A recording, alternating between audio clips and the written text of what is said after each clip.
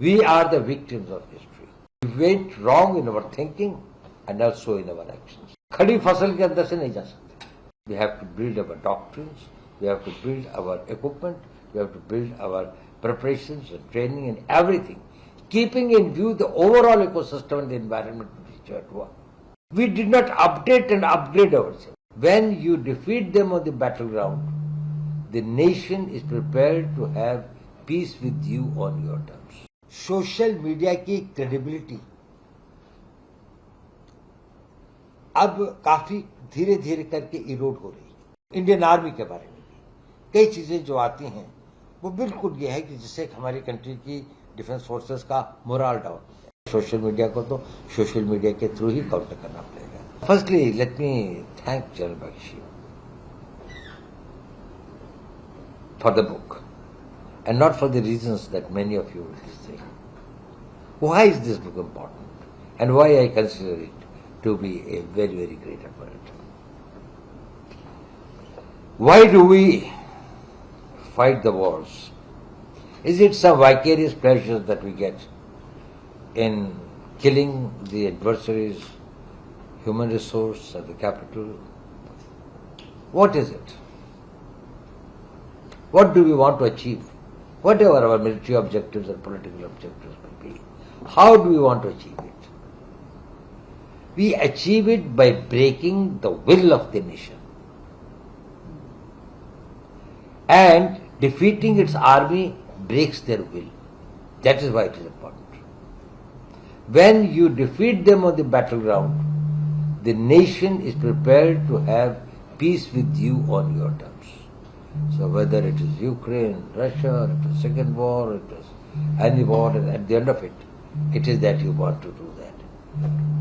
But what happens if the people don't have the national will at all? Do we need enemies? One of the major tasks that we neglected and we should have this thing, or to the extent it should have been done, was creating the national will, strengthening it. Way back, about 125 years back, but only one person who rose to do that was Swami Vivekananda. That is, when he say Uttishta Bharata, O India, rise. Idea was this, they create that national will.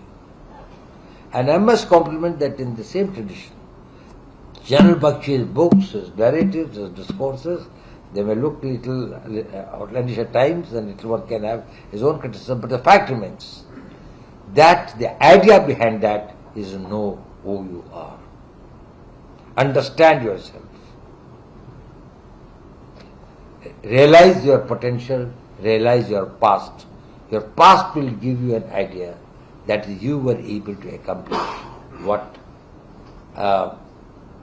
you have been denied by the unfortunate course of history. We are the victims of history, but probably we haven't learned many lessons. It's all very great to say, and it is right. It's true. Our past was very glorious. It is also true that we had everything, the intellectualism, they had the great understanding of war, security, national purposes and others. But probably, in spite of all that, in spite of the economic prosperity of the country, in spite of the huge manpower resource that we had, why is it that we are bruised by the history and the history wronged us? We have got to accept the reality as it is and not as we wish it to be. If we glorify our past, it is important to build our will and our confidence as a nation, but it is not sufficient. We have to first analyze, and I wish that General Bakshi writes some book on that. Where did we fail? We went wrong in our thinking and also in our actions.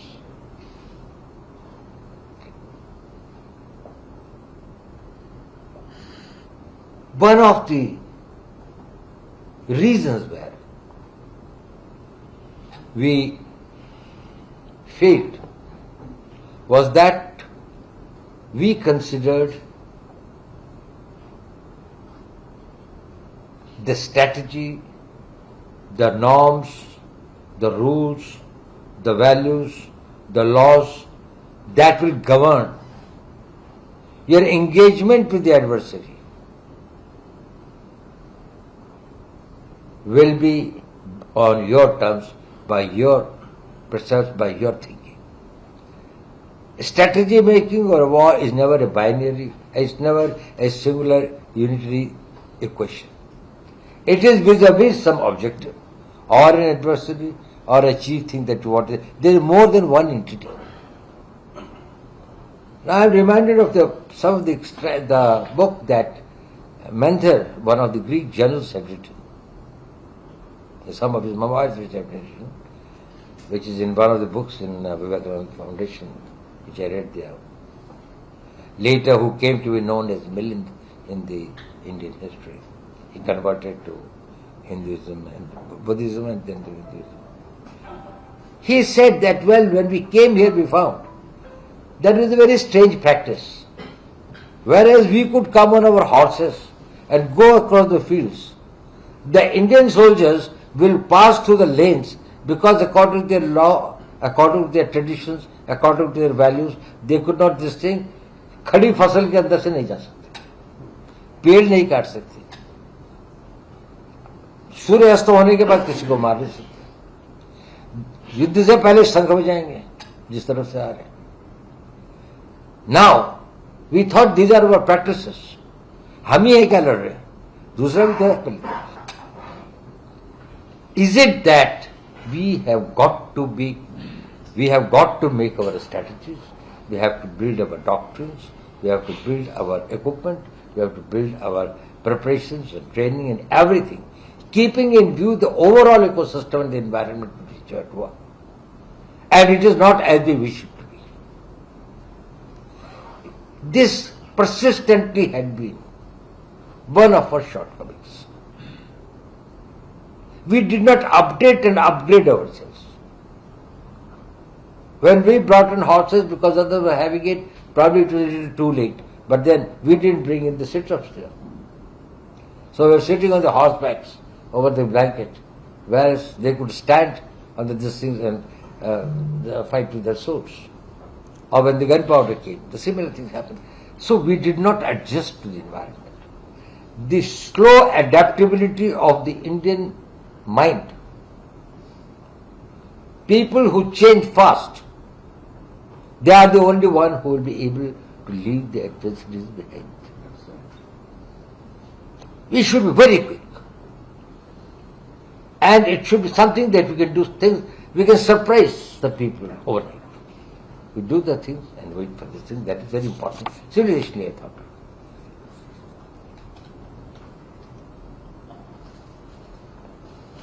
Another is, all these things require a decision making. Whether it's a small decision that a platoon commander makes, or it is a mighty big decision that the Prime Minister makes. It all is from a game in the life, it is our decision making. And everybody makes decisions with good intentions.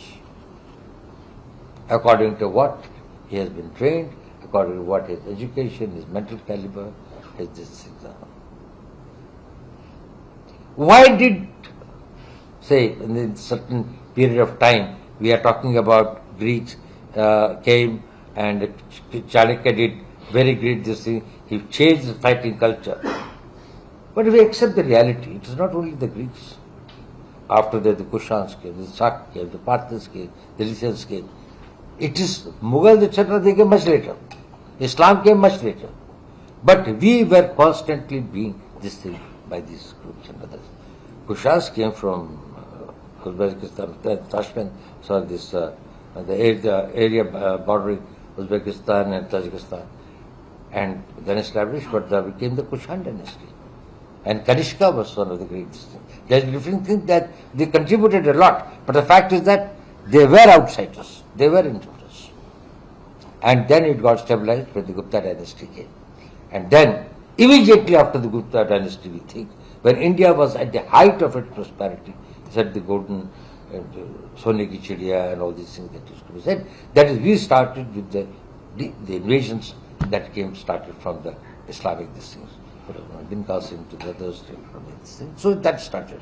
That was when it was at the pinnacle of its economic prosperity, and it is true, and it is everybody even today understand this thing, that when Kosha was considered to be the extremely important pillar of a state's strength, he crumbled.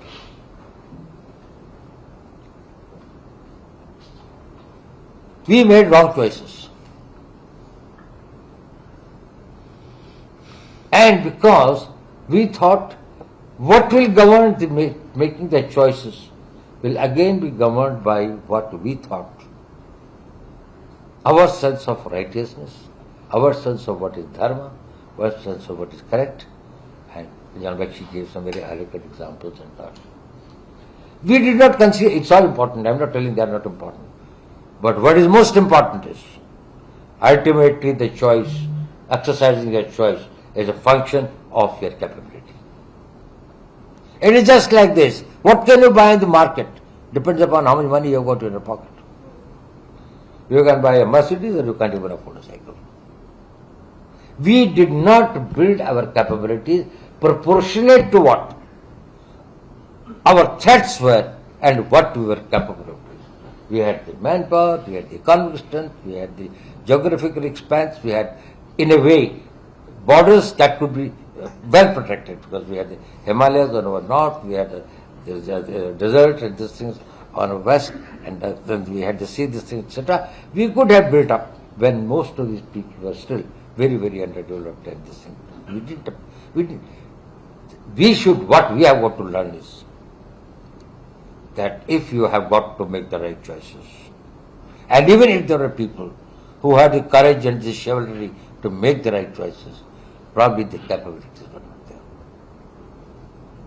at the different stages. You know, even Gandhiji, when he said, and if you go very deep and study this, that he will go for ahimsa or a non-violent movement, because he felt that we don't have the capability of exercising the choice of confronting the British in the battleground. That is what he just thought. Bose thought otherwise. He thought that if you could mobilize the whole country, but the country is mobilized if there is that national will. Where was that? How many people still were even at that time and others, they had sympathy, they had regard, they have got acceptance of what Subhash Bose was doing. But they didn't have the courage to go and stand by him or send their children to say that, okay, leave your this thing and go. I'm not talking about the people in the army, I'm talking about the general public.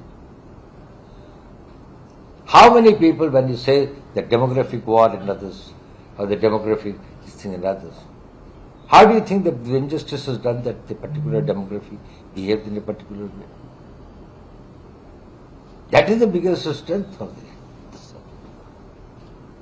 We are civilizationally people who lacked collectivism. When we wanted to achieve the highest spiritual status, we abandoned even our family, our children, our wife and everything, went to the Himalayas with the kamandal or something in the hand. We never prayed together like in namaz and others. Collectivity was not our things. We excel in our isolation. Our individualism takes over. And nationhood or a community or a society and others are all collective functions. So in our strategy, if we have to bring that collectivism, that this thing, it is only when the society feels empowered and has got the choices. So capability building. Capability is more important than intentions. I can change my intentions in half an hour. If you say that, well, I've got the choice that I can attack X and achieve my military or political objective, or I can go for a discussion around the table and for a diplomatic talk, I've got both the options open. Then it is relevant to say, why did you not go for a war when you could? But how could you go for a war when we had no option for doing that? So first build those options. and then exercise the choices. Social media की credibility अब काफी धीरे धीरे करके इरोड हो रही है। आज से 3 साल पहले जो सोशल मीडिया में आता था और जितना उसका प्रभाव होता था समाज में, आज उसका प्रभाव थोड़ा कम हो रहा है। तो हमारे को थोड़ा जितनी, अगर आपके पास टाइम हो और ये आपके पास ऐसे कुछ लोग हों जो वॉलंटियर ऐसे कर सकते हैं, सोशल मीडिया के अंदर कुछ इस तरह की स्टोरीज को देखें जिसके अंदर टोटल ब्लैटेंट लाइज जो है उनको आप उजागर कर सके with a very authentic thing.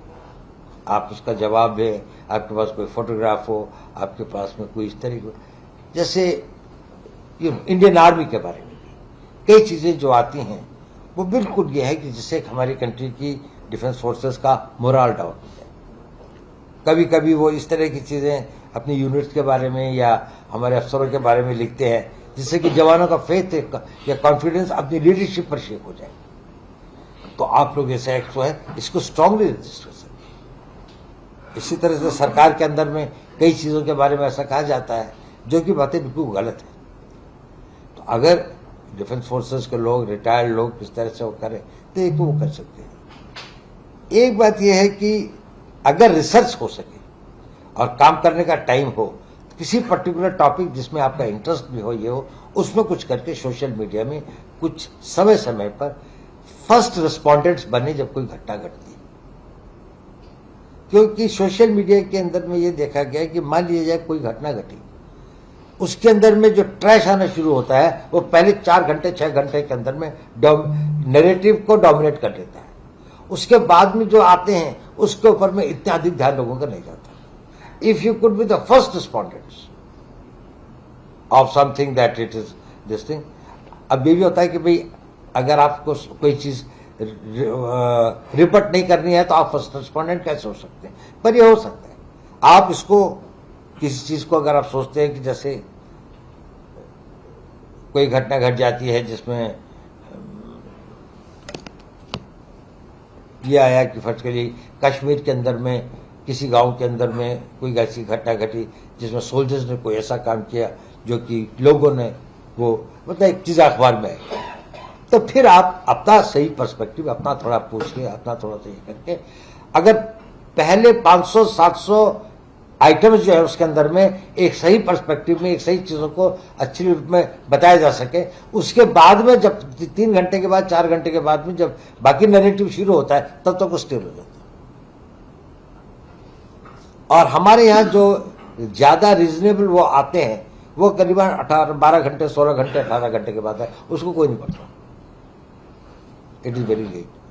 तो ये है थोड़ा सा। बाकी मेरे ख्याल से देश के अंदर भी पैट्रियट्स की कमी भी नहीं है, बहुत सारे लोग हैं नेशनलिस्ट हैं, लिखते भी हैं, ये भी करते हैं, लेकिन उनके पास कुछ टाइम कम होता है, थोड़ा टाइम निकालना पड़ता है, थोड़ा सा एफर्ट करना पड़ता है। सोशल मीडिया को तो सोशल मीडिया के थ्रू ही काउंटर करना पड़ेगा। एक बात ये होती कभी कभी कि क्या सरकार को कानून बनाने चाहिए सोशल मीडिया को। अब कुछ तो है जहां पर किसी की लाइफ को थ्रेट है या कुछ है, लेकिन अगर हम सोशल मीडिया के थ्रू लोगों की आवाज को ये करें उसका नेगेटिव इफेक्ट ज्यादा होगा। शायद इसका धीरे धीरे प्रभाव जो है सोशल मीडिया इतना प्रभाव।